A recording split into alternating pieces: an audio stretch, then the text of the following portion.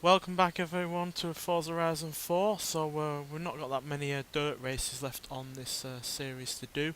In fact, we've only got two left to do. So we're going to do both of those, and then we'll do the Gauntlet, and then we'll do whatever else after that. Just thought it would be a good idea to finally get some of these gauntlets out of the way. We did so in the last episode with the street scene gauntlet. So we're going to continue that today, really. So. Yeah, what are we in at the moment? Opel Manta, so that's a retro... Is that a retro rally car? I imagine it is. Where are you?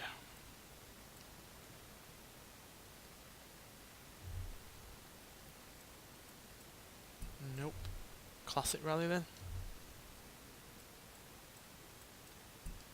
Okay then, and it's not what Rally Monsters? Yeah.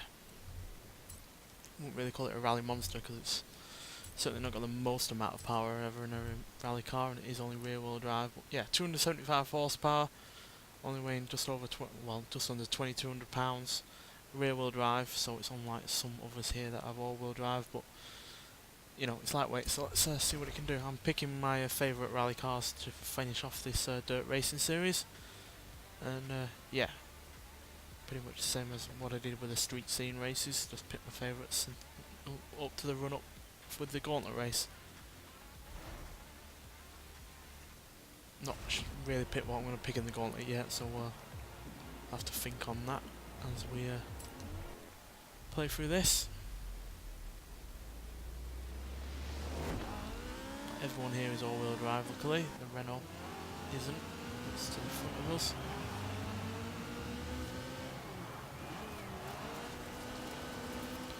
We should have the best power to weight ratio here.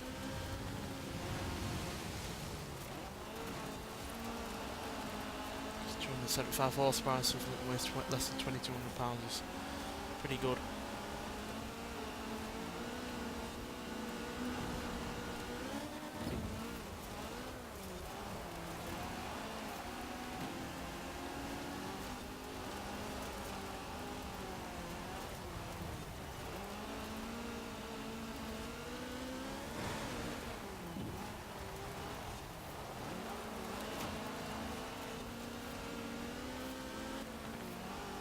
Come on.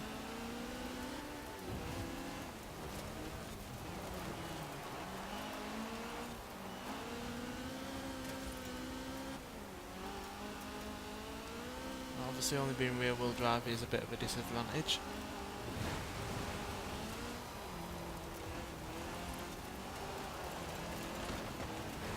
My lack of weight and nimble handling will pay off.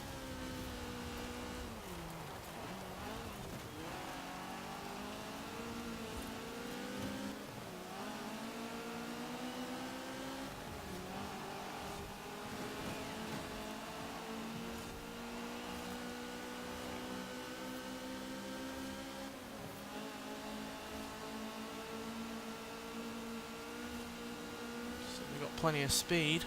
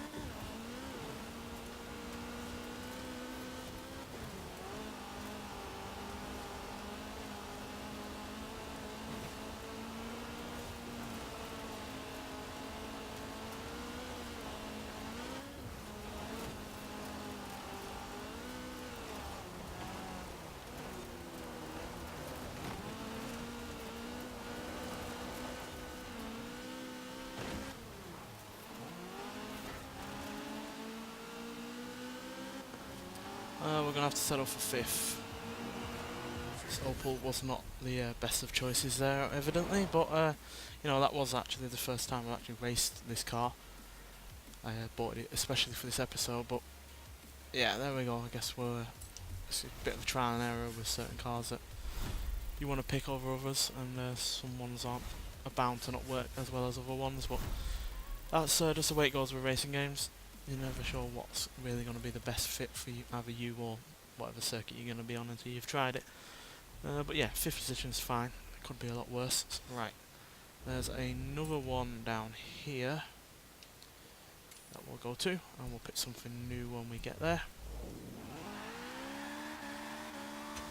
In 200 yards, Just enjoy this car turn left. on the open road, because I still do really like it, even if it didn't produce a good place for us in that race. Turn left. It's one of those cars in the Forza series that hasn't been here for all that long, but I've enjoyed it being in here. And along with the Opel Kadett that we also had, didn't have that much long ago, is also in here, I think, with this. If it's not, then it's a shame, but we have had this and the Opel Kadett side by side for a couple of recent Forza games, but before then we never had any Opels really. Turn right.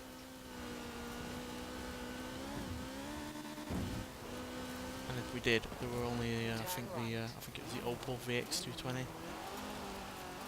which is basically the Vauxhall one that we've yet to have in its full form, I think. Again, another British sports car that I would really like in this game.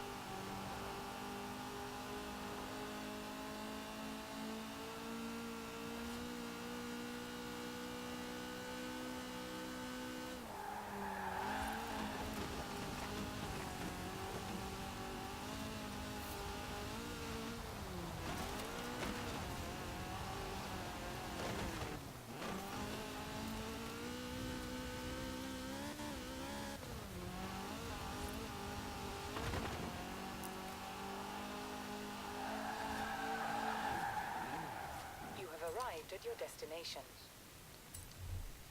Right. Not sure if the car I bought is in here or in... Oh, it's in another one. Right, let's go on blueprint.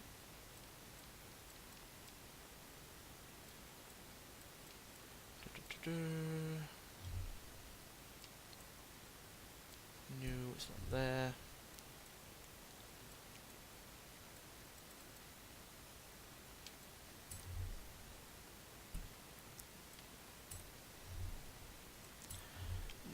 It's difficult finding cars sometimes, I swear. Probably would have been better to actually just turn up in the car. Ah, there it is, Retro Rally. We'll pick that. Yes, yes. Right, Fancy Delta, also bought this for this episode. Again, another one of my favourite classic rally cars.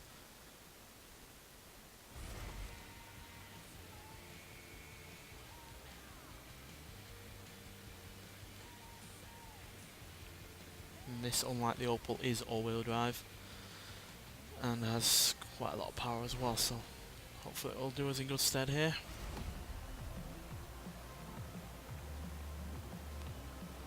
Up against a couple of other Lances as well.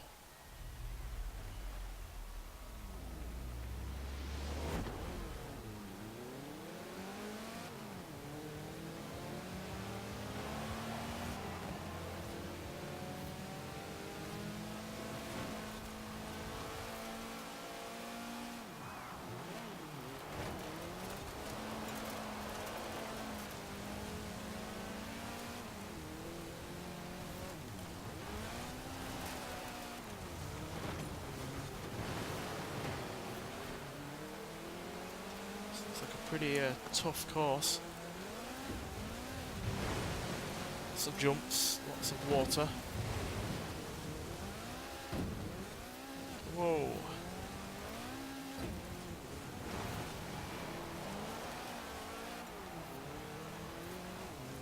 Even though we've picked a rally car, I think a car with a lot higher ride height would have been more suitable here.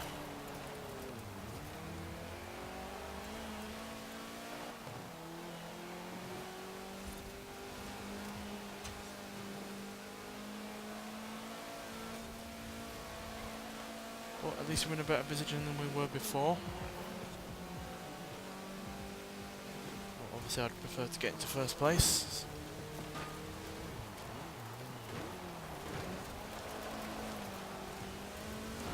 So 037 is planning on not letting that happen by the looks of things.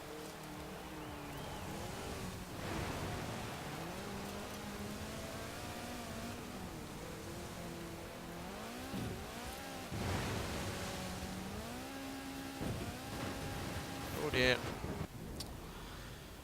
Yeah, bad idea going on the outside of that jump there. I was trying to hopefully avoid the lake in the middle of the course. That didn't work.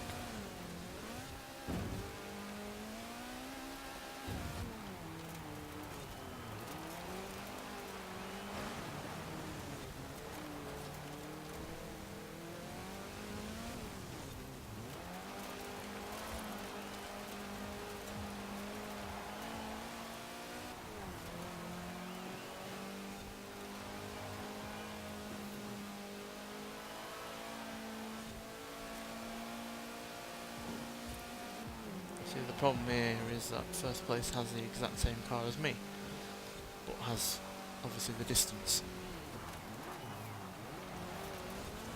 And also isn't being driven by me, who, as much as I like racing cars on games like this and cars in general, I'm not the best by any means.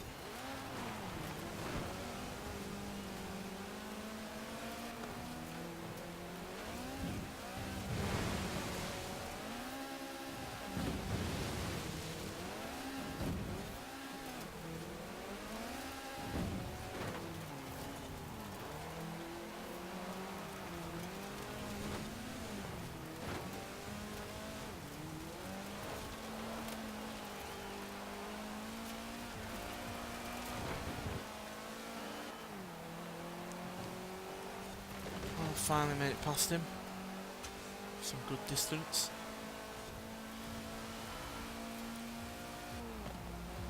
But that kind of makes up for the fifth place from before.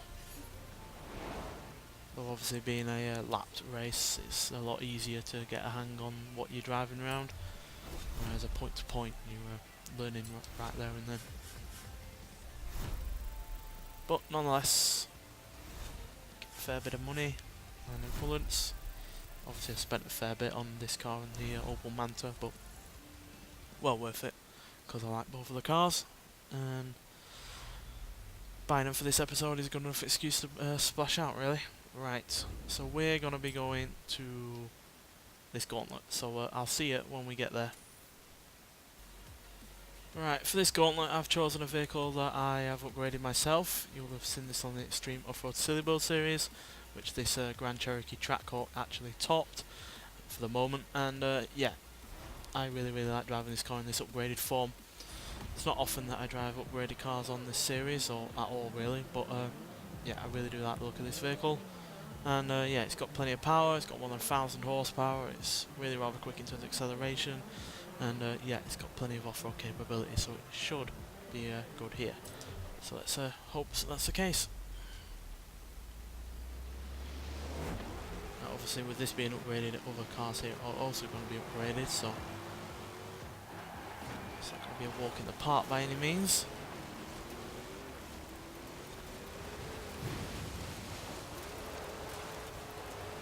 But with the ride height that this has, the big tyres, and more than 1,000 horsepower,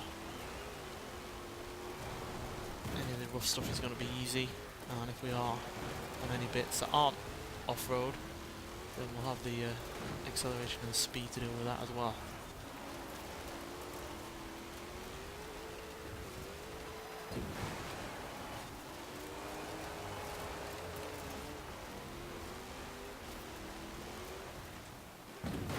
Oh dear, completely missed that jump off there.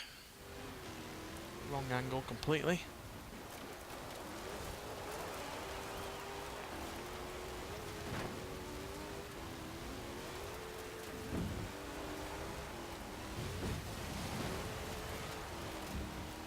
This is a lot more fast and frantic than the street scene race was.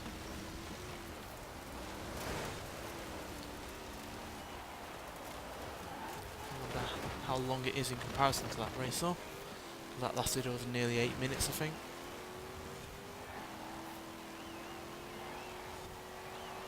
This is where this Jeep's going to excel. Shed loads of power and pretty good top speed as well.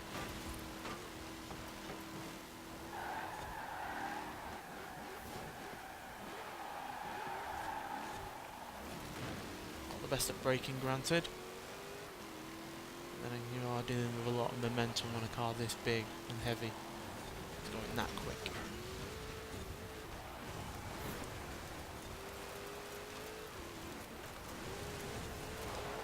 Back in the bit that we were in before. This with that higher ride height is not going to struggle with the puddles or the jumps.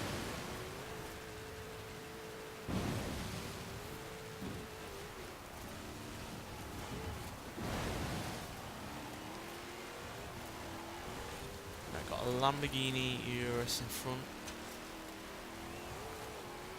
Got a Porsche Cayenne.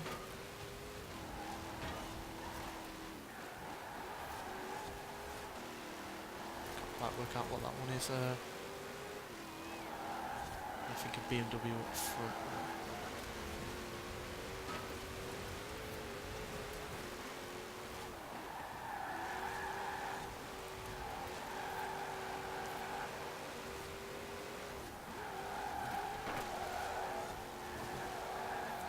Goodbye Lamborghini. Yeah, I think it is a Cayenne. That thing, even stock, is no slouch, so upgraded to the levels that this is, it'll be fairly quick.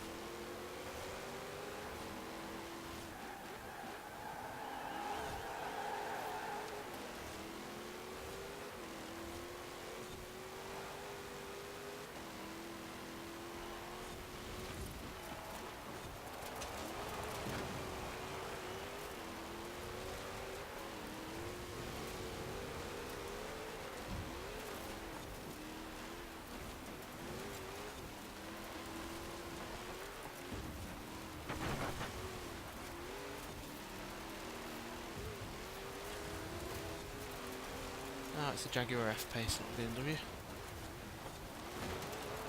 Pretty fine car in its stock form.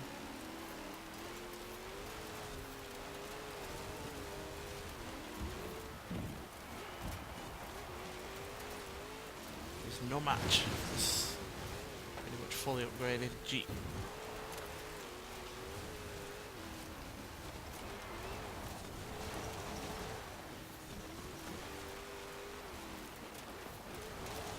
First place now, and we're not even halfway done. But those guys are not going to give up, so I can't be too lackadaisical right now. Still going to be on my toes. Yeah, this car's proven its worth here.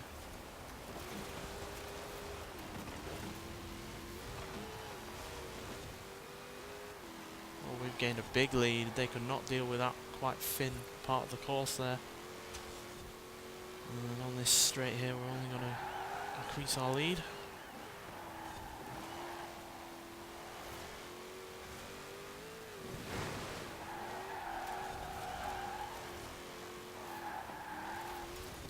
Getting quite a fair bit of skill points here.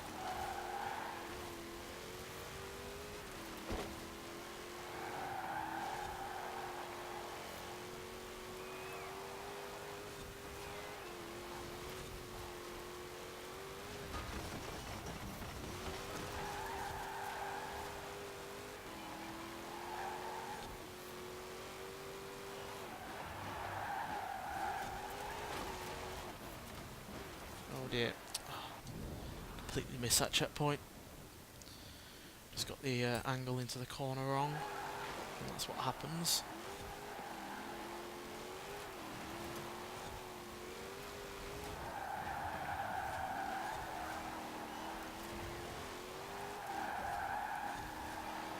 This rather large truck does like to drift a fair bit, while also liking to understeer as well. So yeah, it's by no means a perfect handling car, but it's doing well here.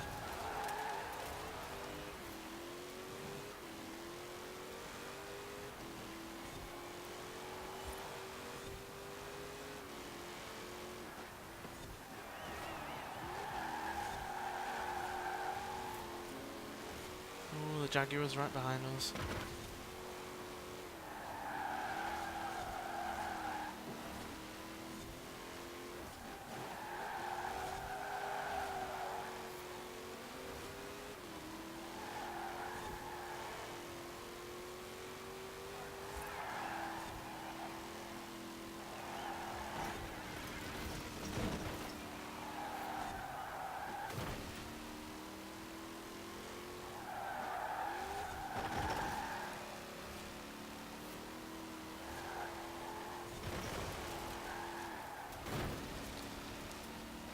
Understeer does play havoc with this car's handling at times, which is why a lot of the times I just drift it around like that. It just seems to enjoy doing that more, but obviously that's not the quick way of getting around a corner, and therefore that's why the Jaguar, for instance, is catching up.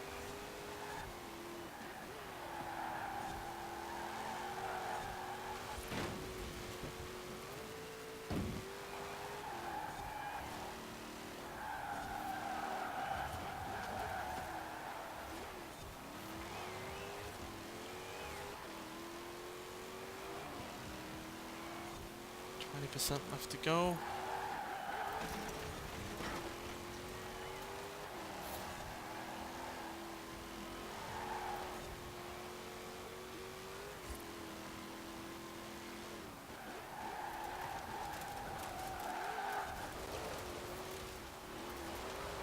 Move it, chickens. Got a race to win.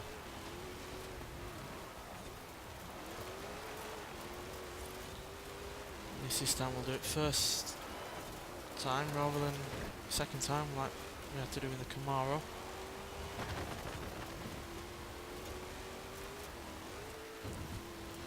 Probably just jinx myself now. Yeah, as you can see, this car just flies, even on, and not just literally but figuratively as well, across even the dirt sections, never mind on the road.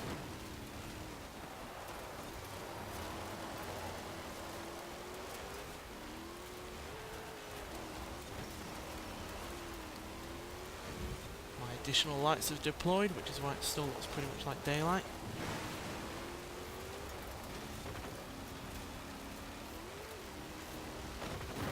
Oh dear. Yeah. Getting a bit anxious now. Trying to just get it finished as quickly as possible. Damn it. No need to cut the corner, you got a decent lead.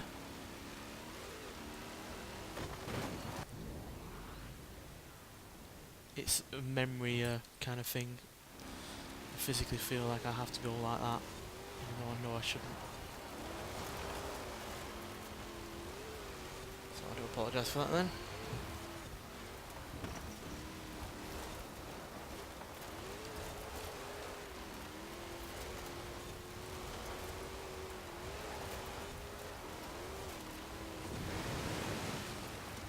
Didn't even slow down for that water. Ride height helping there. Jaguar has fallen way behind.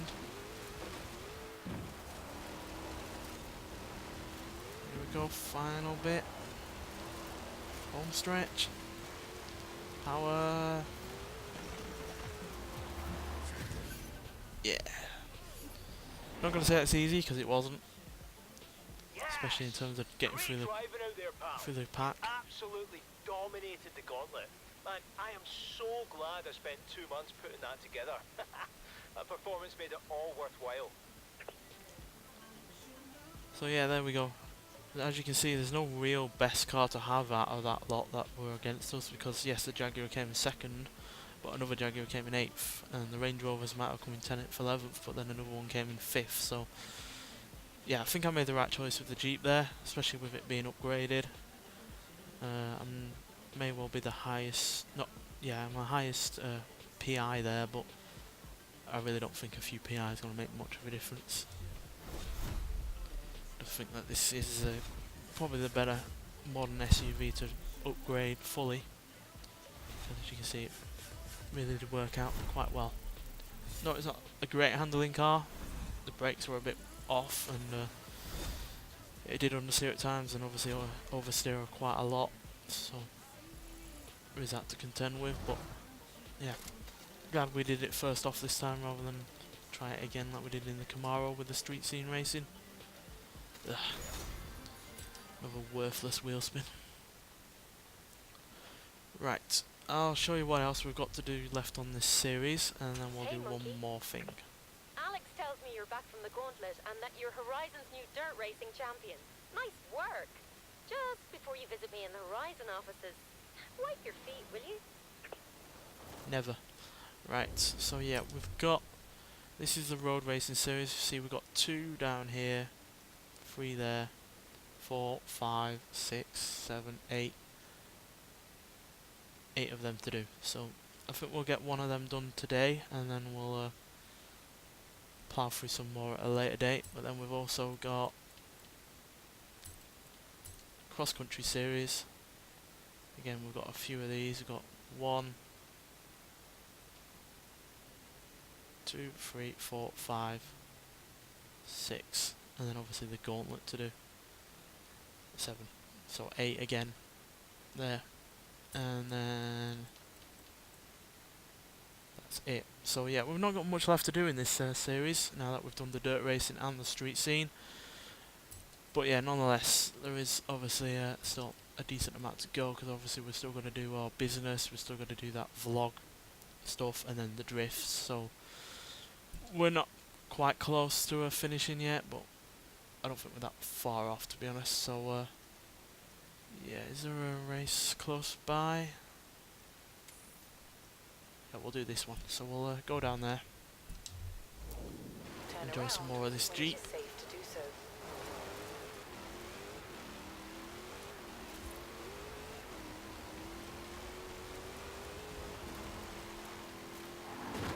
Got the perfect car lined up as well for this.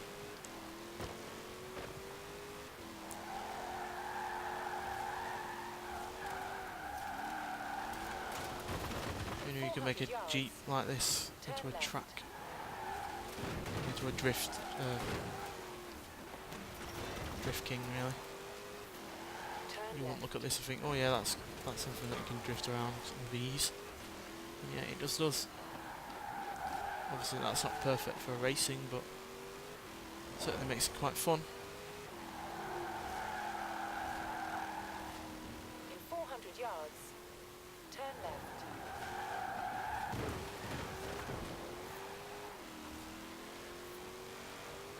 Turn left. In 200 yards, turn right. Turn right.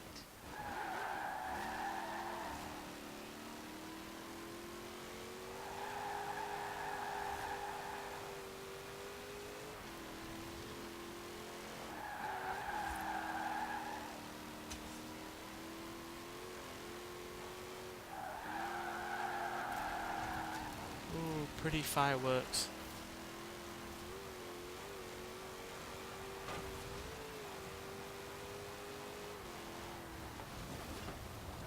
You have arrived at your destination.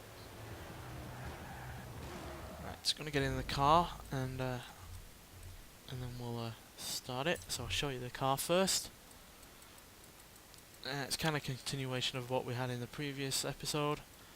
But yeah, it's the 2015 Chevrolet Camaro Z28. No, it's not as powerful as the Z01 that we had before in the previous episode, as it's only got 505 as compared to 650, and nowhere near the same kind of torque. But as you can see, it's a little bit lighter, and as a result of that and other changes, it's got much better handling. Or not. What? I swear this was supposed to have better handling. That's strange. Don't quite see the point of having this car in the game then if it's not got better handling than a more powerful version. But nonetheless, we'll just try it out. In Forza Motorsport 7 and other games that this has been in with other Camaros that are new, it has been the better handling car, so I don't know why the stats are like that with this game. Nonetheless, I still really like it. Even if it's a little bit more serious than that ZL1, which quite frankly is a bit of a nutter. This is a little bit more restrained because it's nowhere near as oversteery at times. It's obviously got less power, less speed, acceleration and the like, but yeah, that little bit more serious nature that it's got going for it does make it at least a good car to drive. At least it has been on previous games. Whether or not it's going to be here, we'll have to see. But yeah, I do like the fact that it's got a much bigger engine as well. 7 litres. No supercharger either. So it's just pure noise.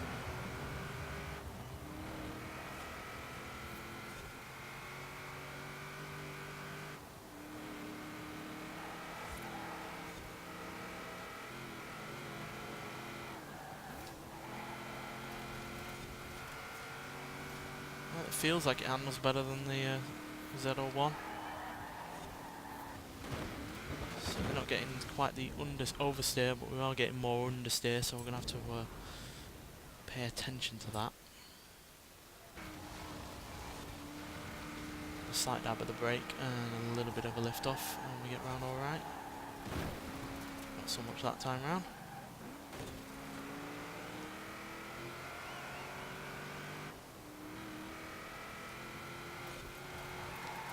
Really do like the sound of this engine.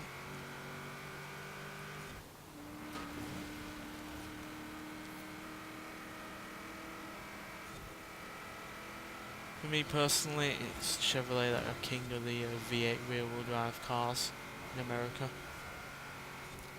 Because they've got this, and then they've obviously got Corvette, and then they've got the obviously more powerful Z01. Which for my money are better than both the Mustang and the Challenger. I mean, I do quite like the new Mustang, but yeah, it's only really the I guess the GT350R that is really the only quick one out of that lot. Standard Mustang GT is decent, but it's nowhere near as powerful as even something like this, let alone that's the Z01. Come on, beat the Clio at least. There we go. So yeah, once again, picking necessarily one of my favourite cars isn't proved all that fortuitous, but yeah, 4th place is at least decent, and it will get us money and influence, which is all we really need. However, see if I'm going to 100% complete this game, I mean, I'm going to obviously have to come 1st place in everything, and not just complete a race. But we are level 10 now for the road racing series, so I think that means that we've unlocked the Gauntlet, which we will do once we've finished all of these races off. Which leaves us with the 12 best road racers at the festival, all competing to be crowned the new road racing champion at Horizon. This is the Colossus. Are you ready? Not right now, no. But yeah, it'll be interesting to see how far that goes. But we can't zoom all the way out, so we won't know until we actually take part in it. But yeah, there we go. Pretty productive episode today. Got the dirt racing series out of the way and the final race, and we've unlocked the final race for the road racing series as well, which we will get to once we've finished off the rest of the normal races. But obviously we've also got the cross country ones to do, and the business missions and drift and that vlog one. So yeah, pardon me, I didn't mean to burp there. So yeah, we've got plenty more to do left in this game, but yeah, we're coming towards the end of it now that we've gotten both the dirt racing and the street scene races out of the way. So yeah, nonetheless I look forward to seeing you in the rest of the episodes, and yeah, thanks for watching, and I'll see you in the next one. Bye.